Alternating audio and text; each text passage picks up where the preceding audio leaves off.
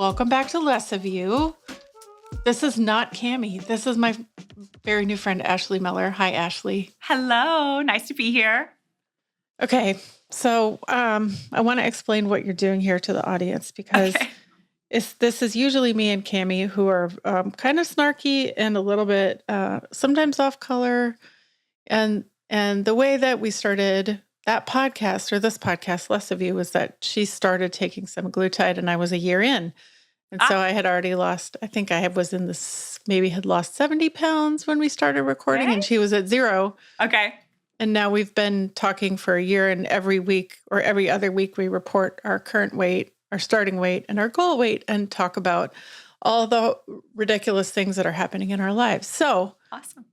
Today I thought you might be a great look into the future because I was a year ahead of Cammie, and now I feel like maybe you're kind of a year ahead of me because you've already had surgery, and I want to hear all about that. Okay, great. Happy to. Let's go back to the beginning. Okay. So tell us a little bit about you. Well, I am a woman, first and foremost. I am happy to be embracing that a little bit more. I have been in corporate America for about 17 years, and I have been in a man's world. So I'm really trying to step into this new place. I'm a mom, a bonus mom. I have a partner that I have known since, 6th grade. We reconnected because of the shot that I have been on. So that's a whole other story. And I've recently lost 125 pounds. For the first time in my life. That's a significant number. And I decided to go ahead and have plastic surgery to really kind of make that, what I feel on the inside, be displayed a bit on the outside. I feel like you're leaving a lot out of the story here. There's a lot to the story. I'm not going to lie to you. Try to summarize it for you. When do you remember how old you were when you started thinking you were overweight? It was at a younger age because I was developed a bit sooner, I think, than most of my friends. And I think I was always bigger, but not necessarily overweight. I look back at that time, probably in high school, when I started to have to get physicals and my weight was a bit different than my teammates.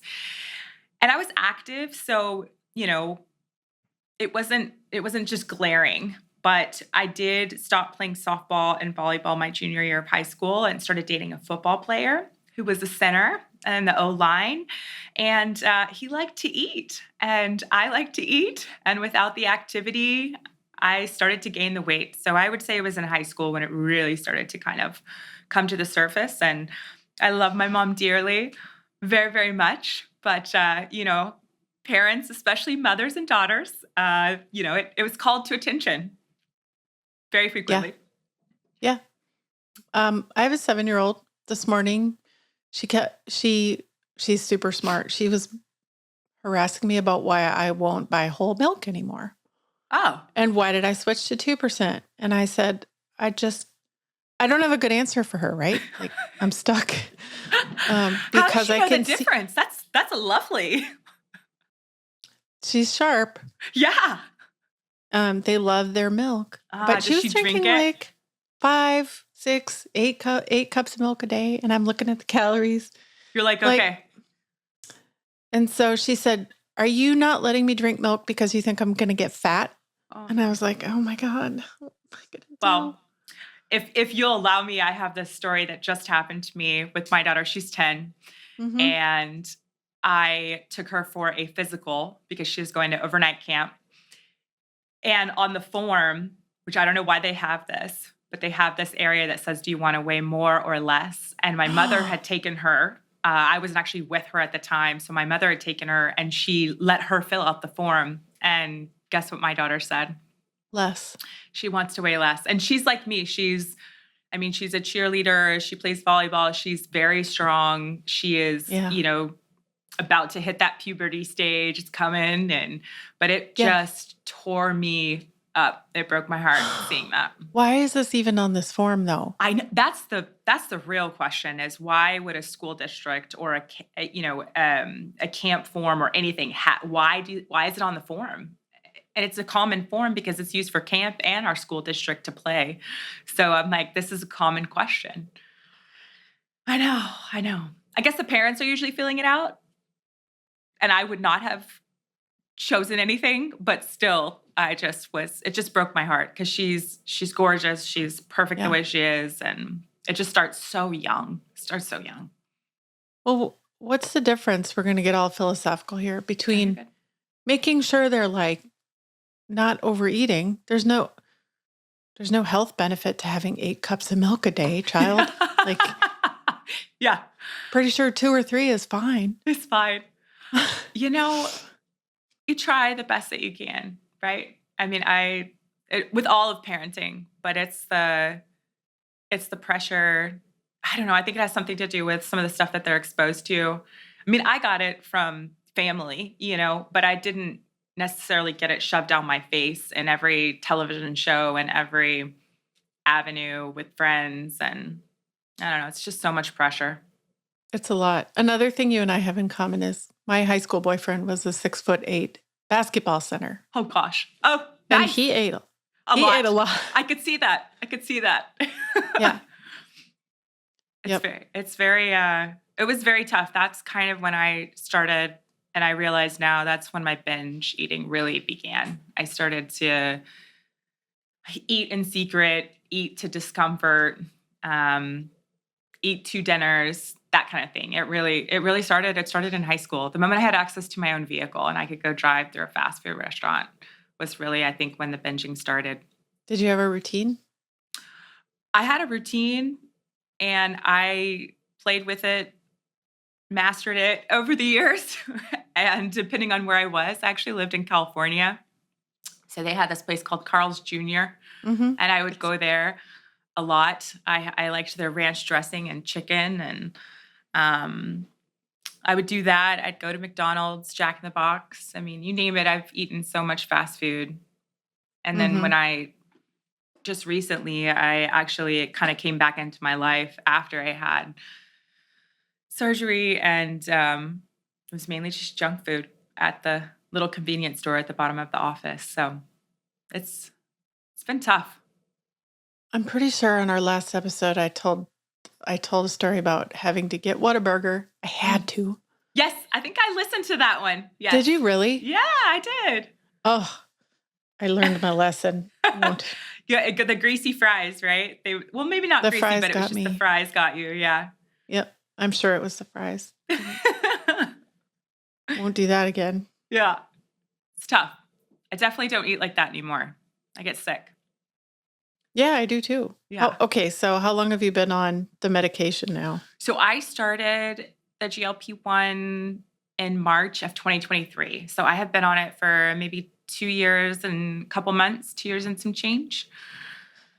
It's been on it a hot minute. Thank you. So you and I started pretty much at the same time. I think I started in February of 23. Oh, did you? Okay. Mm-hmm. Yeah. Did you start on the skinny shot or the semaglutide and then move? Okay. Are you still on semaglutide or did you move over to someone? I'm on tirzepatide. Me too. And I just had an appointment this week and we figured out how am I going to stay on it because of all the changes. So yes, we did that. And yeah, I mean, it's slow. It goes slow now that I'm close to the end, but I don't ever want to be without it. I mean, are you feeling that way too? Like, please don't take it away from me. I've tried everything. I mean, I have tried Weight Watchers, keto, Atkins, Mediterranean diet, a shake. I had weight loss surgery, in 2012. I mean, you had surgery? I did. I had the sleeve back in 2012, and I kept off probably a good, I would say 90 to 100 pounds for a good 5 years. And then I went to my doctor's office, my surgeon, and she basically sat there and said, "You're a success. I mean, you're a success patient." And there's something in my brain that, kind of goes into that praise, reward. Oh, no. She told you did a good job. Yeah. Binge and then restrict. And it's just that cycle that Did I you was go just, out to celebrate I that did. night? And I think over the next 5 years, I ballooned back over 300 pounds. And so I really I have tried everything. And this is the first time that I actually feel like, oh, wow. Oh, is this how other people's brains work? There's so much capacity for other things rather than just food. So I definitely do not want to come off this medication. Do I want to be on a high dosage like I am now? I'm still trying to lose. No, but I don't want it taken away from me. I mean, I had a surgery, you come off of it a couple weeks before you have surgery, and then you're off Yeah. of it after and recovering. And by that fourth week, I was sending a little note to Dr. B asking him, hey, I'm, I'm feeling it come back. I can feel that noise. Am I healed enough Okay. to where I can get back on the shot? He said yes. So for the audience, Sure. Dr. B is Dr. Basu, who is Sorry. our plastic surgeon friend in Cyprus and Houston. Yes. And I have known Dr. B since I was much, much younger. Let's just put it lovely. that way. I love that. We've been working together since the mid 2000s, I think. Oh gosh, I love that. Yeah. So we go back a ways. And I think he was up here in Austin Mm-hmm. and visiting the practice where I get my skinny shots. I see. Okay. And I helped him with a lot of the background info on getting the program ready. So you That's may amazing. have been one of the first patients, and I was behind the scenes getting all of Getting that it put ready. together. Yeah. I found Dr. Basu from I was struggling. I was about to turn 40, and that was a big milestone for me. And I thought, you know what? Gosh, how did I get myself back here? I had surgery, how did I learn to trick this tool? And I was over 300 pounds, and I must have been, being self-deprecating, talking about myself to one of my friends. And, good old Instagram heard me and started serving me some ads about face tightening and neck lift, like kind of a neck tight. Yeah. And it was Dr. B, and I started, down this rabbit hole. What is this? Non-invasive, Morpheus and lipo. And I thought, well, if I can't lose the weight, I haven't been successful thus far. Here we are again. Maybe I can just get my double chin removed. And so I made an appointment in late 2022 and came to see him. And You came in for your neck. I came in for my neck, and I actually had the procedure right after I turned 40 in January. And I had to come in for a couple more treatments. And by this time I'm, engrossed in the Insta page, and I'm, hearing all of the new promos and specials. And, I turned 40. So I'm like, I got to start everything. I got to go do Botox. I got to do this. I got to do this. And, I started just kind of, how can I improve myself, make myself feel good, even at 300 pounds? And they started promoting the skinny shot. And That was me. I started wonderful. promoting it to you. That was Thank me. you. I got served, and I was a patient already, and at the office, and I thought, you know what, I'll try it. My stylist at the time, she's a dear friend of mine. She had been super vocal. She had been on Mounjaro for like 2.5 years at this point, and she looked fabulous. She was going through her plastic surgery journey at the time, and she was just one of those people that talked about it. Like she was screaming it from the rooftops, which I just loved because, not everybody does that. And they might be a little quiet on their journey, which is fine. It's nobody's business, but she was just very open. And then my dad, actually, he had high A1C, so he started taking Trulicity. And I watched him lose some weight. And so by the time I was here in the office, and it was, I could see it everywhere, I happened to be, I think, with Dr. B, and he said, I'm trying it, and I thought, well, okay, well, if you're trying it, and, I have these people in my community, what the hell, I'll try it. What do you have to lose at that point? I didn't have anything. And right. So I said, I'll try it. And I'll never forget, I had an appointment with Susan, who's one of the nurses here. And she, I had also separately been working with this coach, and I was trying to work on the binging. So I was really doing this program called Brain Over Binge. I was doing this workbook, trying to work with my brain and the receptors and, all these different synapses and stuff. And so at the time, I had really learned the key thing with binge eating disorder was restriction. So if you restrict, it's usually going to lead you to that cycle of binging. So when I came in with Susan and had my Skinny Shot appointment, she's telling me, you got to eat high protein, you got to eat low carb, you want to stay away from sugary stuff. And I was like, oh, Susan. Because at this point, I'd already seen her a couple times. Sorry, Demo. And I said, I love you, but I'm not doing any of that. I'm just going to be really honest with you. Like, the only thing I'm going to do is give myself a shot each week. I have no interest in changing my diet. Restricting for me turns into binging, and I'm trying to conquer that. That's one of my goals for this year. So I'm not doing that. And she's like, well, Ashley, if you want, I said, I'm going to give myself a shot. That's it. That's what I'm going to do. We're going to see if this works. Super skeptical. Didn't think it was going to work. And I noticed probably within 2 or 3 months, I hadn't lost a lot of weight, but I was like, oh, okay. What? I'm not thinking about food as much. I started. It took you 2 or 3 months. Did you notice anything immediately or not really? Not really. It took me 2 or 3 months because I started on the lowest dosage. It took me 2 months, I think, before the food noise really kind of quieted down. In my memory, the food noise thing, it's almost like a learned behavior. Mm-hmm. That you think about food for so long that at some point you realize you don't have to anymore, and you have to kind of retrain your brain, right? And that's what that Brain Over Binge kind of workbook was like. Okay, you've got to break it. When you think it, these are things you replace it with. It was just this whole program.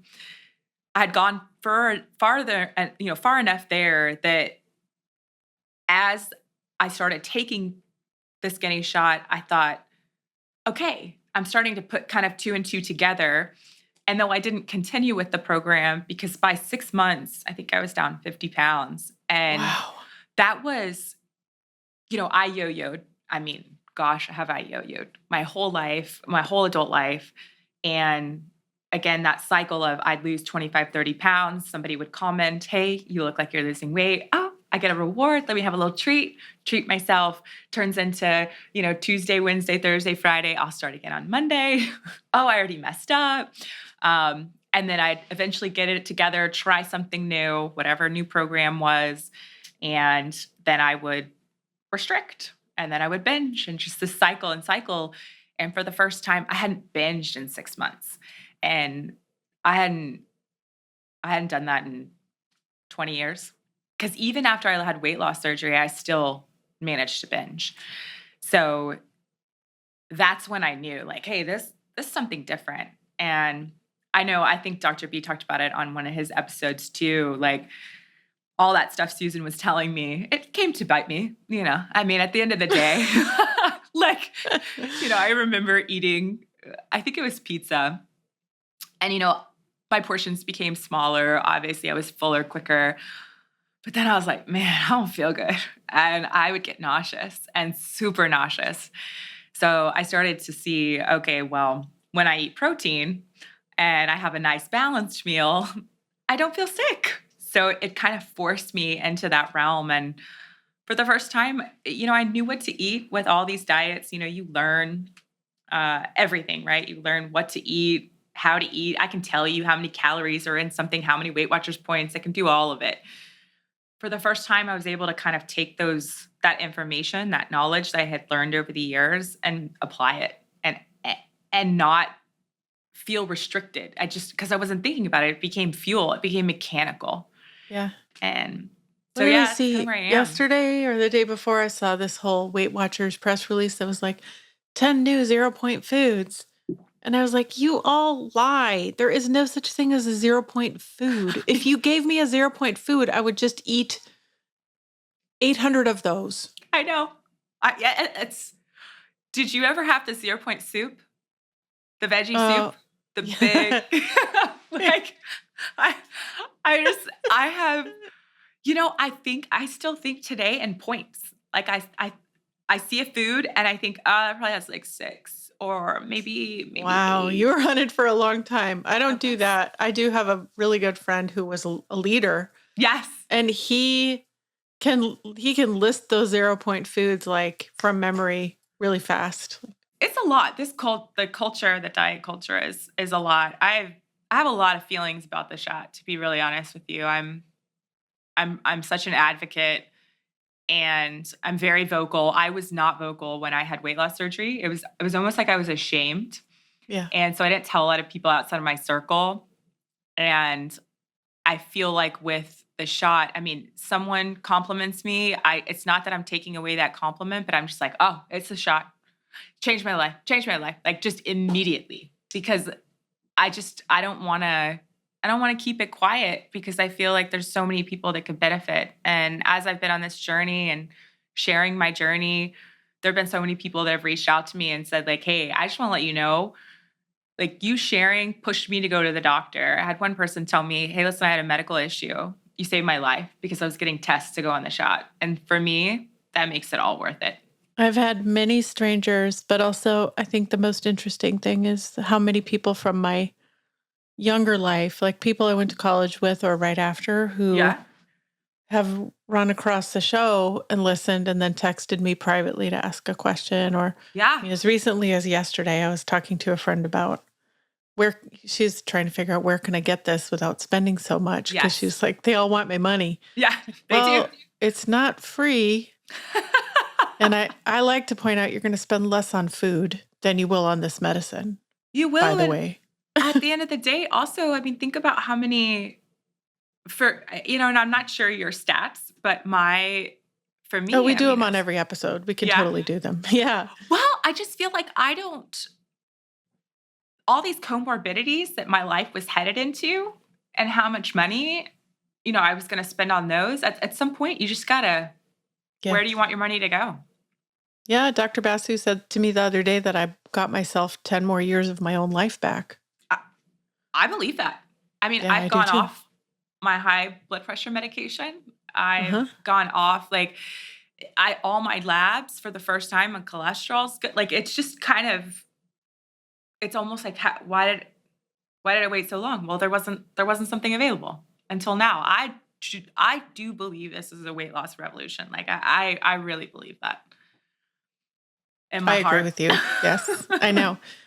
So much of what you've said is exactly the same experience I've had, except I want to ask you more if you're Yeah, willing to talk about the binging a little bit and what sure. it actually looks like, because this is a piece of it that I haven't really confronted very well for myself, Yeah. that's what I was doing. And Mhm. I can think of times where I did it. Like I've told the story of when I had a really, really skinny boyfriend when I lived in Houston. Uh, And if I ate in front of him, he would always comment. And so what did I do? didn't eat in front of him. Ate in secret. That's right. Yeah. And the McDonald's was like a short loop Mm. from our apartment. Hmm. And so I'd go get a number two and I would shove the whole thing in my mouth and drive around the block and then come Come home. home. So he couldn't see me eat it. So definitely the secrecy, I think, for sure is a big piece. I also think, you know, I was really young. I remember thinking it's almost like it is an addiction. And I would my mom and dad, they took out the trash, but I would dump my trash. I would in the outside bin. I would dump my fast food, my first dinner into the outside trash can, thinking like, oh, they're not going to see like all of these McDonald's bags or Jack in the Box bags. But it's because I think a lot of it was the commentary, oh, you're going to go out like that. So then there's something I think with people. I don't want to blame others because I think it stems somewhat from inside of you. And my understanding, at least from all of my work and my therapy and all of it, is that sometimes it's tied to anxiety and depression as well. And I was Yeah. living a bit of a double life, very happy at work, very confident, but secretly eating. And I think it's things like people are like, oh, when I'm with you, you don't eat bad. You eat great. And it's like, so I don't understand why you're overweight. It's just these comments that perpetuate. So then it just becomes a secrecy thing. And I think the difference between that addiction to food and eating in secret versus binging is I've had so many people tell me, well, just stock up on great food, and binge good stuff. And there was this ice cream. Do you remember Skinny Cow? The ice cream sandwiches? I would, stock up on all of the good stuff, right? And not saying that was good, but that was better than, a whole gallon of I used to Bluebell. I just was at Target looking at the Halo top, like, ew. Yeah. Uh-huh. But I would get that so I could eat the whole thing. But it's almost the quantity versus what you're eating. So Did you ever run across the book called Volumetrics? Did you try that one? No. Oh gosh. That theory was like, eat really low calorie giant food, like large food. So that you feel full with the least amount of calories and trick your body into thinking that you're full. You're full. I think I remember that's similar to like the veggies first movement. Oh, like, yeah. I'll Drink a big glass of water and eat a salad before you eat your meal. Before anything else. Yeah. Binging for me just became, you eat until discomfort. And that was something that, just, a little over 2 years ago, I was still doing. And what triggered it, there's multiple different things that have happened, you know what I mean? And I can, certainly talk about some of those, but a lot of it comes from people's comments to me and how I, internalized it and equated it to my self-worth. So, there's still so much work that I have to do, and it's a work in progress, I feel like, all the time. I work a lot of it out on this show. Yeah, it has to be therapeutic. Yeah, telling thousands of people I don't know things about, which you're doing right now with me. So thank you, Ashley. Of course. How did you get to the point where, we've been doing this the same amount of time, but you were ready to have surgery much sooner than I am. Why did you decide now I'm going to do it? I was here and, I come to Dr. B's office every month and, for my update. And I think I'm just around it a little bit. And I have really started to invest in myself and that self-care. And I always knew that no matter what, my arms were going. Like, no matter what, that was the one thing that no matter how much weight I would lose, my arms were so unproportionate to the rest of my body. And it was my biggest insecurity, the thing that I think, drove me for so long and my choices, my outfits and everything that I was going to wear. So I thought, well, I could do my arms. I'm 15 pounds away from goal weight. Like at least I could do my arms. And so I made an appointment for a consultation. And, I really trust Dr. B at this point. I've been a loyal patient for 2 years plus. I'm like, you just tell me what you think. And he's like, you've lost enough weight. You're barely in a BMI, like in an overweight BMI, like you're good. Your body, it won't make a difference if you lose 15 more pounds with the way you are. Like he was like, we can do a lower body lift and we can do an arm lift at the same time. And so I stood there like, a specimen and completely nude and let him tell me his recommendations. And we decided to go with the arms first with the lower body lift and the abdominoplasty. So I couldn't be more thrilled. I spend a lot of time in this subject matter. You do? Both plastic surgery and weight loss. And I have, because it's been my job for so long. Yes. But I saw this headline the other day and it made me cackle out loud. It's from CNN. It says, in 2022, the year after the first GLP-1 was approved, breast lifts and tummy tucks increased 30 and 37%. Upper arm lifts to get rid of flapping skin, sometimes called angel wings. I called them my bingo wings. Bingo! Literally, no one ever has called them angel wings. Angel wings. So sorry, CNN. Stop trying to make fetch happen over here, please. Like, what? Angel wings? No, never. Bat wings. Bat wings. I think they mistook it. It was bat wings. Sometimes pterodactyl wings. Yes. I just like, you gotta be kidding me. But they increased. Yeah. I could see that. Oh yeah. And another funny stat is that men never have an arm lift. Like they just don't do it. That because they just bulk up, right? If they I guess, but then I was like, why couldn't I just make my biceps and my triceps larger and then not get an arm lift? And someone was like, it doesn't work that way. Like, why not? Yeah, I definitely the arm was something there was nothing I could do. How do they look now? Can you show us? Oh yeah, I just had my first scar. So it's hard for me to show you now because it's super red. I literally How long ago was that? Like 20 minutes. Well, you had surgery, but what, you have microneedling on your arm? Yeah, microneedling and then the erbium laser. And so I just walked out of the treatment. So it's going to be red for a couple more days. But does it hurt? The microneedling is not pleasant, but it's numb, and you suffer through it. So I did Morpheus when I had that face tightening procedure. So I feel like they always tell you, if you can do that, then you can do this. So that's true. Yeah. Yes. But it's 9 weeks today. I'm 9 weeks post-op today. And I took a look at your Instagram, and you've been kind of documenting your progress. It's cool to see that. I did. I've probably lightened up just a bit. It was, it's a lot for me. I'm not an influencer or anything like that. I do love to publicly speak in my corporate world and in my, my private life and everything. But my surgery actually got rescheduled. I had a medical issue that happened. I was supposed to have March 3rd, and it got rescheduled, and I try to reframe everything now. So if something bad happens and I'm not able to do something, how can I reframe it? And so I thought, you know what? Maybe I'll do like a little document, series. Maybe I'll try to, do pre-op, the things you do to get ready for it, and then post-op, what it really looks like, from my perspective. And it's been awesome because not only I've just had so many people just message me, thank you, but I actually had one of Dr. B's patients reach out to me. She was 17 days ahead of me.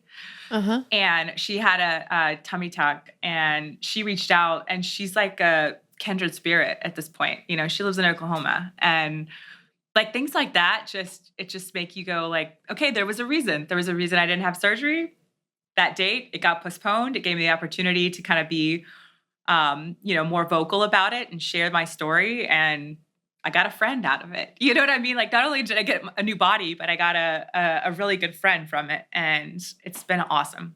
I've really enjoyed it. So are you planning on another surgery too?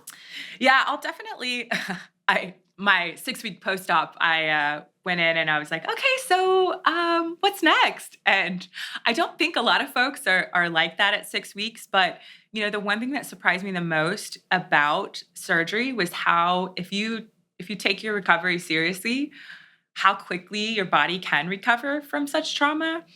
And it just kind of shocked me. So I thought, okay, I can do this, and they've told me, a lot of folks have said that having the lower body lift with the muscle repair is like the most painful one of the types of plastic surgeries. You probably have heard that, hopefully. Hopefully that's not people just, telling me that. But so I am like, okay, well, if I can recover from that one, then I can have another one. So I probably will do a breast lift. And we talked about doing a bit of the inner thigh lift at the same time. But when I went for my 6 weeks appointment, he was like, listen, I want you to go enjoy the summer. Okay, go enjoy the summer, and then come back to me. We could talk about it in the fall. And so I probably will do the breast lift over like a weekend or something. And then he said, let's see what we can do with the thighs before you do the thigh lift. He's like, it's a little bit more complicated. It's not as painful, but because of gravity, there's more risk. And he's like, let's see what we can do. Like, start strength training, which, I mean, who do you know that is like, no, don't come back for plastic surgery? I just, I appreciate him so much because I do feel like he's looking out for me, and he's looking at me specifically and the success that I've had, or how my body heals. And he's like, hey, let's see what we can do without having to do that, which, I mean, that just makes me so much more loyal, Hmm. Yeah. He's very candid. Yeah. Oh my gosh. I Yeah. love to try to make him break. Like I try to make him smile and like he smiles, but I try to like get it. He's so business. And then when he's looking at you, it's like, it's his piece of work, it's his work. And so I try to mess with him. I was like, hey, when are you coming to build an office in Katy? Like, it's far from me to drive over here. Like, and so he gets excited. Well, I was Don't thinking, encourage him, oh, Ashley. I got That's a to. lot of work for the rest of us if he opens in Katy. Well, I'm sorry. I was like, use me, man. I will help. I was like, it's a good little area, but I try to, with anybody, if you're very business-like, I'm like, ooh, I need to figure out how to soften you a little bit. So I do like him. Between when you had gastric sleeve, 2012. and then you gained it all back in by 2017? 2017 was my year of success, and then Oh, slowly that was when she declared we've won the success. war. Yes, exactly. And then you started gaining again. So between 2017 and when did you get back to your top? And 2023, I weighed 311 pounds. So when I came in for the skinny shot, that's my weight. It wasn't my highest weight before the gastric sleeve. I was 324 for that. I never got quite that high, but I was in the 280s. And when I had both my kids, I crossed the 300 mark. So I remember how that felt. It's a lot. You don't realize how much, it's just little. I'm sure you experienced this. I mean, it's freaking hot right now, right? It is hot. Summer. I do remember having my daughter was born in September. So yeah, I remember being pretty miserable that July, August. But I'm not as miserable now. No, it's not that bad. I'm fine. It's almost like, oh, I'm cold all the time. Oh, that's one of the funniest ones is like, you see me, I'm in my house wearing a hoodie.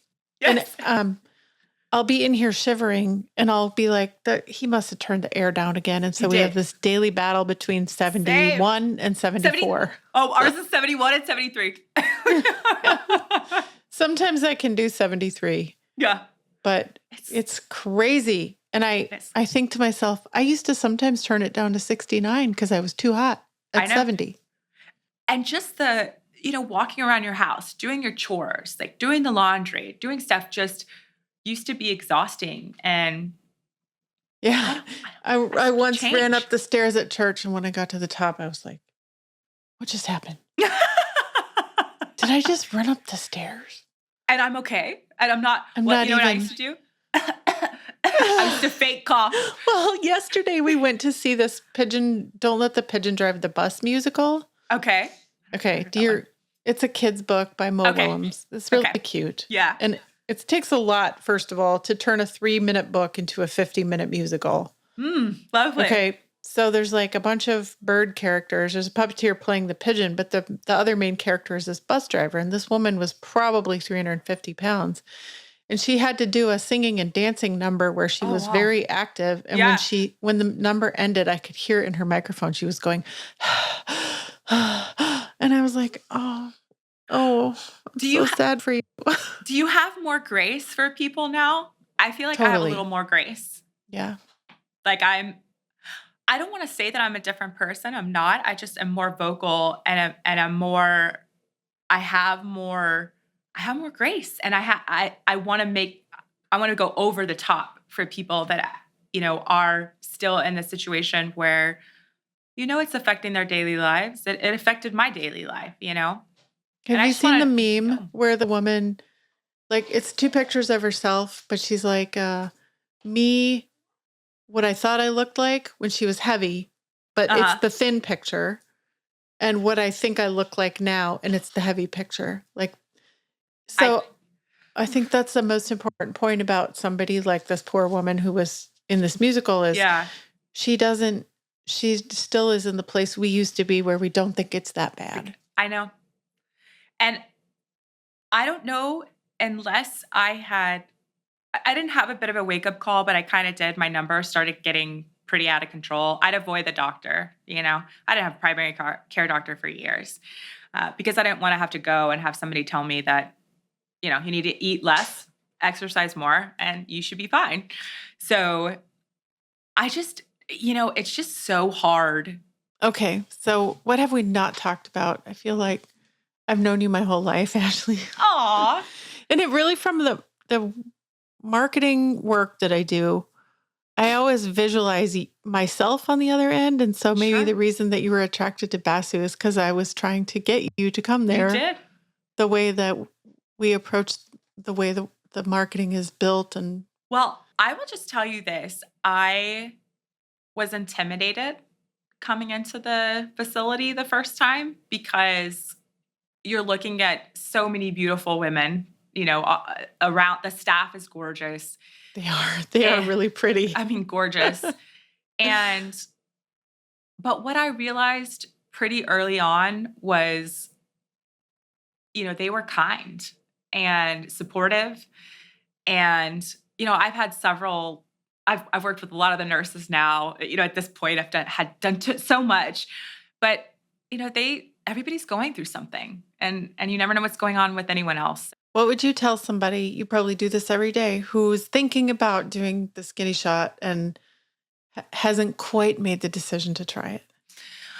I generally always start with, listen, I'm not a doctor, but I would recommend that you go see a doctor. It doesn't have to be your primary care. I mean, my primary care, the first time, 2 years ago when I went, she was judging me. She wanted me to go on Methodist's weight loss shake program. Mm-hmm. Yes. Yes. So she was judging me. I have to tell you a side story about that one.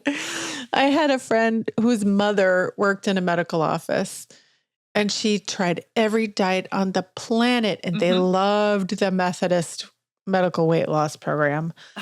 And one day I heard secondhand that she'd gone into the office and that they were always kind of nagging at the doctors about how to lose weight. And one day she said to one of the doctors, how do I lose this weight? What do I do? And he said, stop eating.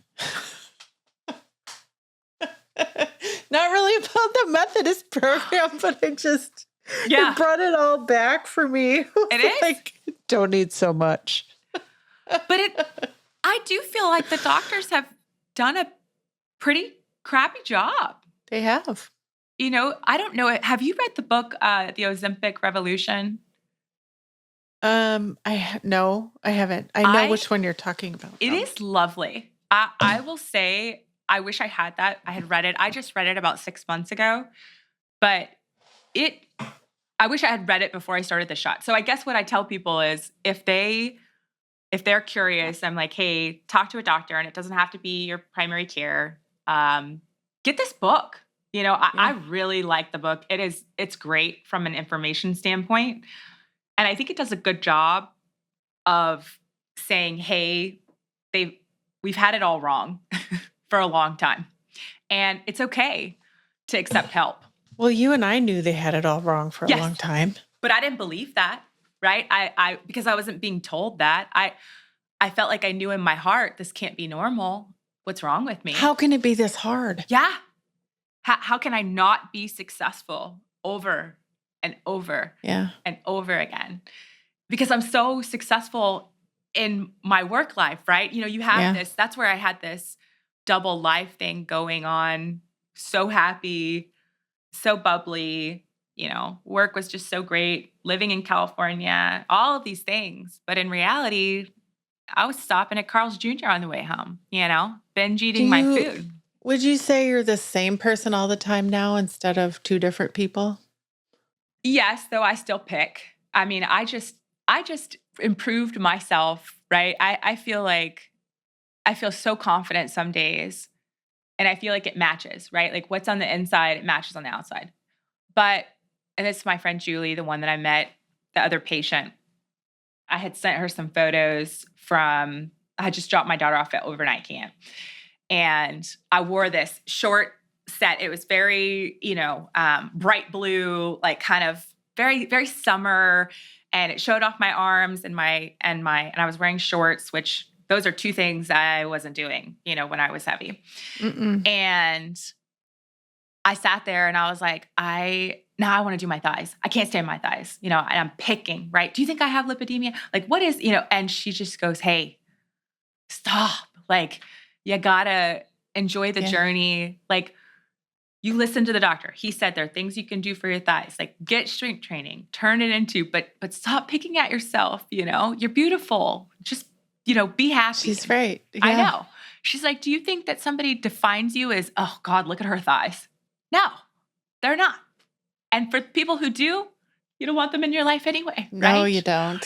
So it's that part. And the body dysmorphia, like what you talked about with those pictures. Oh my gosh. I had this weekend, it's like I had this one shot that my brother had taken of me, and I was in shorts and a tank top sitting down, which I never sat down for a picture. Like, no, I'm standing up. I'm in the middle. Like I had my thing, but I'm sitting down and I'm like this, and I have a tank on, and I was like, wow, that's me.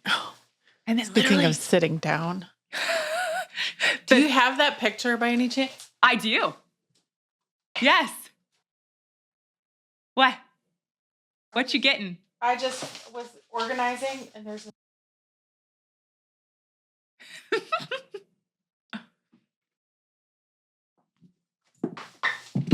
It's funny that I just ran into this one. I was sitting down with my daughter and she looks like she's about 1.5 or 2. Okay. We're with the Easter Bunny at Cabela's. Oh, yeah. Oh, yeah. Oh, wow. Look at you. And when you look back at these and you remember thinking, oh, that's not that bad. Oh, I remember when we took this being like, oh, that didn't turn out too bad. I know. But it still happens today. Literally the next day, we have a similar picture. And I'm like, oh my God, I look 300 pounds. Like and I'm like, don't post that. And then I'm like, oh my gosh, like Ashley, you just kind of, it just doesn't go away. Those years when my girls were tiny, I have almost no pictures of myself. I think that's common. Yeah. I do think that's common for women in general, for mothers, because you're usually the one that's taking the pictures, but even more so if you're not comfortable with yourself. All mine are, if I have them, she's in front of me, or I'm holding her, or you know what I mean? They're a great block for something, like for some part of your body. And mine, she's like 5'1" now, 5'2", and she just turned 10. And so she was and she's always been tall. I would just put her right in front of me. But now I make her, it's funny. She's so proud of me, which I just, I was worried about what message I was sending to her, but she's so proud, and she helped me recover, and she loved me being high on drugs when I got home on pain meds, right? Oh, I bet that was hilarious. She loved it. But now when we take a picture, she's standing right next to me. She's not in front of me. She's standing next to me. And I think, I always tell her, like, I have her go to chiropractic, like she goes to a chiropractor therapy. Like, I'm like, girl, we're taking care of you. We are doing it right this time. Like, everything's not going to be in the dark. You're going to have an avenue. So when you got kind of through, the first, 6 months, you lost 50 pounds in 6 months, right? Yes. Yes. At what point did you let yourself go shopping and start buying new clothes? Do you remember? I don't think I did start buying new clothes until, because I'm gonna be honest with you, I already had them. Oh, you kept them. I had clothes. I did too. Yeah. I mean, size 12 all the way up to size 22. So I didn't buy new clothes. In fact, I still wear these shirts. They're my boyfriend's like, I think it's time to get rid of them, Ashley. But they're really cute shirts, and they're like intentionally like flowy, and they tuck in. They're like nightgowns now. Yeah. And he's like, enough. Like, you need to buy a shirt that fits you. But it's just still shocking to me to go shopping. We were in Sedona this weekend, and I was like, I want to go into these boutique shops. And you know what I did when I got in them? I didn't go to the clothes. Guess where I went? Jewelry. All the accessories, right? Because that's where I used to shop. Safe. Yeah. And so she was like, what about this? My sister-in-law was like, what about this little crochet outfit? I'm like, oh my God, that's so cute.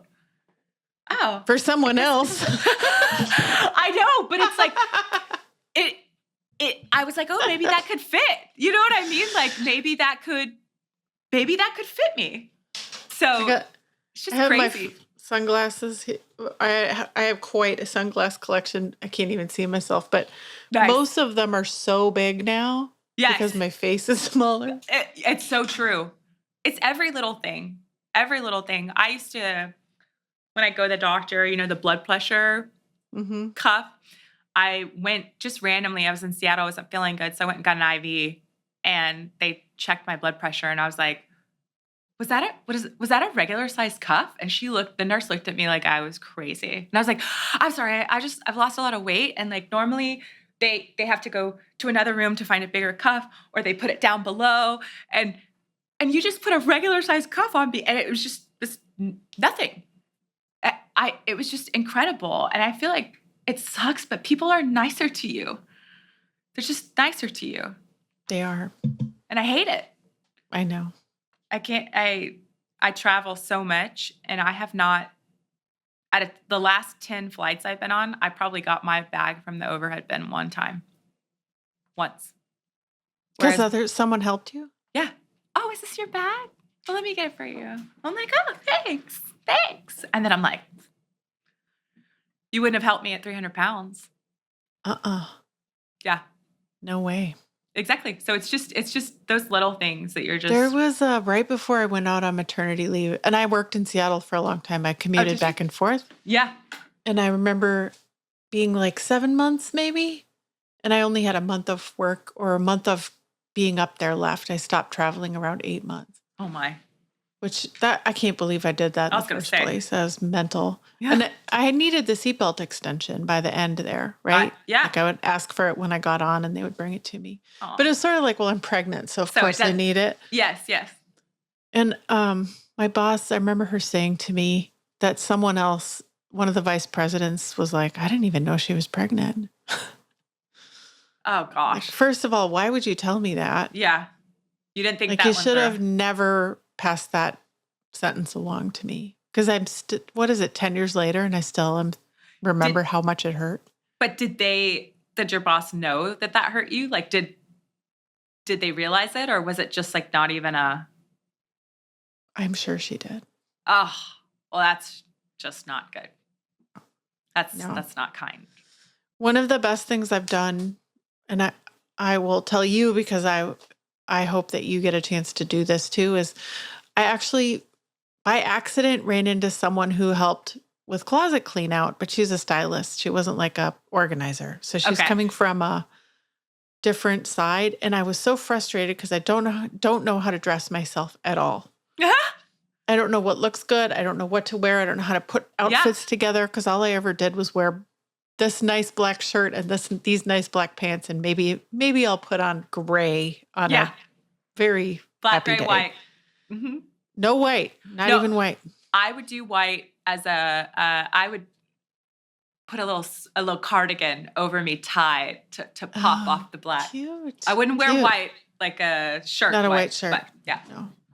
Well, I met this person, this stylist, through a church event, and she came over to my house and she helped me with the last closet clean out. So I'd already done it 5 or 6 times. Ah, good. And the last one was really like the fine tuning. And then she told me how to put it in the right order, in what color order. Oh. And she made me a list of what I was missing. And that was revolutionary because now that I have the stuff that was missing, they were like basics, but they were required for you to put an outfit together on any given day in any configuration. Wow. And now that I have done that, I feel like I can go in the closet and put on a great outfit every time.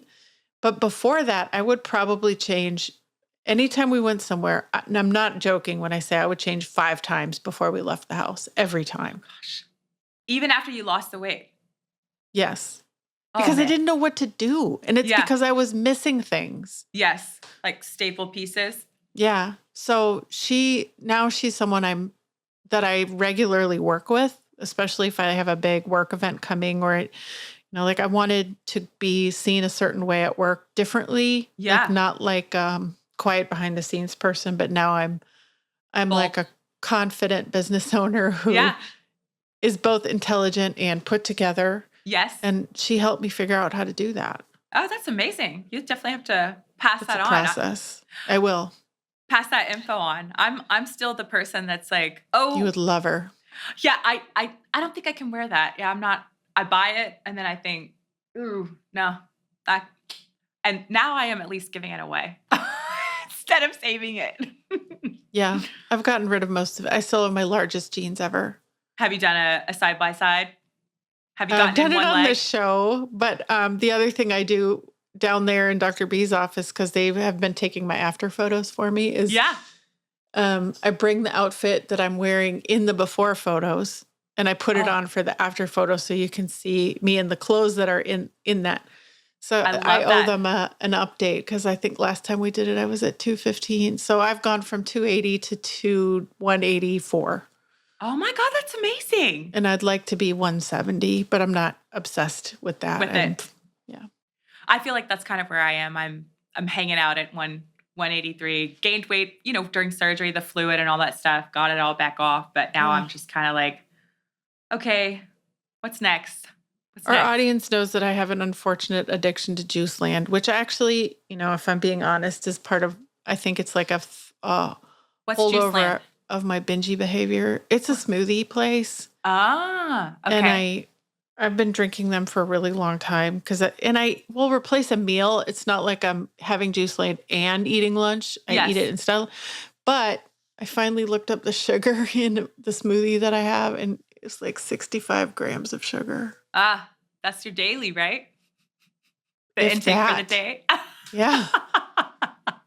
I mean, that's a lot of sugar. I can't remember how much sugar you can have a day. I don't know. But like I look at the kids. Do you do this at the grocery store? I look at the kids' yogurt and it'll be like 16 grams of sugar in a kid's yogurt. I'll be like, nope. Somehow I got my kiddo on Greek yogurt. She likes it.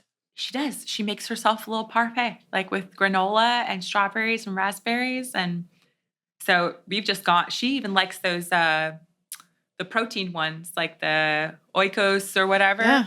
And I think, all right, well, if you're going to eat this, then I'm going to feel good about your breakfast choices. I'll try it. Try a little honey too. Like if it's too tangy. She started with honey. Now she doesn't use it, but tried to make it a little sweeter.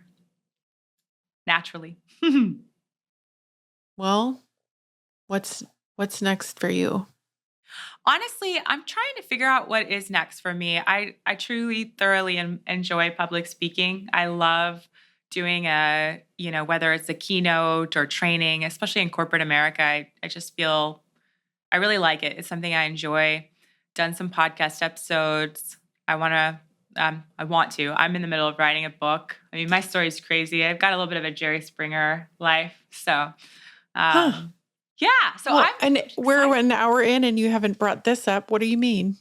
Oh, I've just got stories, man. I've learned a lot of lessons in my life, and I've made a lot of mistakes, and I've learned from them, and I learned that they make you stronger. And I don't know. I want to do something that's really impactful for other humans, especially sounds like women. A podcast.